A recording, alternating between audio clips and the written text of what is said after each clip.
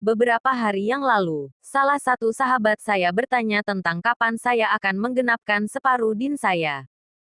Pertanyaan yang berat untuk saya jawab wajah tersenyum. Terus terang, usia saya sudah kena lampu kuning untuk ukuran standar wanita menikah. Bisa dibilang usia yang matang. Tapi tunggu dulu, usia seseorang tidak menjamin kematangan seseorang, baik cara pandang maupun pemikiran. Dan ukuran matang tidaknya seseorang pun tidak ada parameter, spesifikasi yang jelas. Soal menggenapkan separuh din, saya juga tahu kalau menikah itu sunnah Rasul. Tapi, menikah itu bukan hanya mempertemukan seorang lelaki dan seorang wanita saja. Menikah juga merupakan pertemuan dakwah, pertemuan yang akan meningkatkan gairah perjuangan dan produktivitas dakwah sehingga terjadi persebaran dakwah yang lebih luas lagi. Red. Catatan seorang Uti. Tuh kan, nikah itu bukan main-main. Ada hal yang lebih berat lagi selain kesenangan dan itu jelas-jelas akan dituntut pertanggungjawabannya di pengadilan akhir nanti. Oke, saya akan segera menikah. Tapi calon yang seperti apa? Menurut pendapatnya Syekh Mustafa Masyhur, untuk membangun keluarga muslim yang dilandasi takwa, pertama kali seorang muslim harus mencari pasangan yang baik keislamannya dan yang memahami tugas risalah hidupnya. Menjadikan pasangan hidupnya sebagai sahabat dakwah yang baik, yang selalu mengingatkan bila ia lupa, memberi dorongan dakwah dan tidak menghalanginya.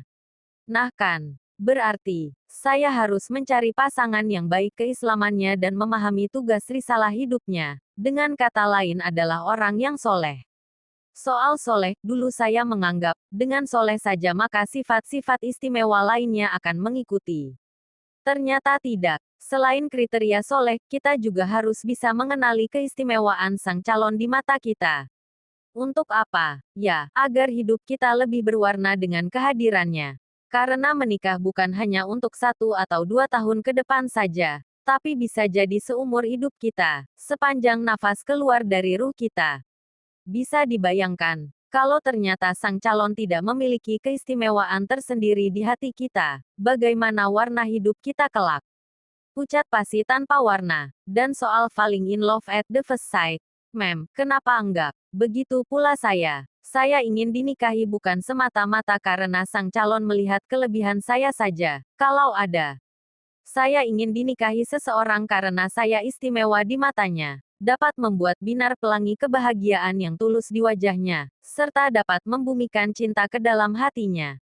Dan dengan senyum tulusnya pula, dia mampu membuat hati saya bergetar penuh syukur keharuan akan anugerahnya.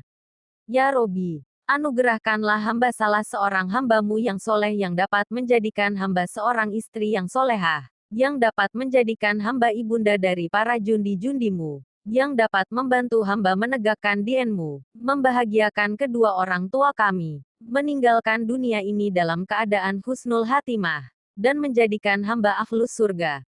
Amin ya Allah ya Robbal Alamin.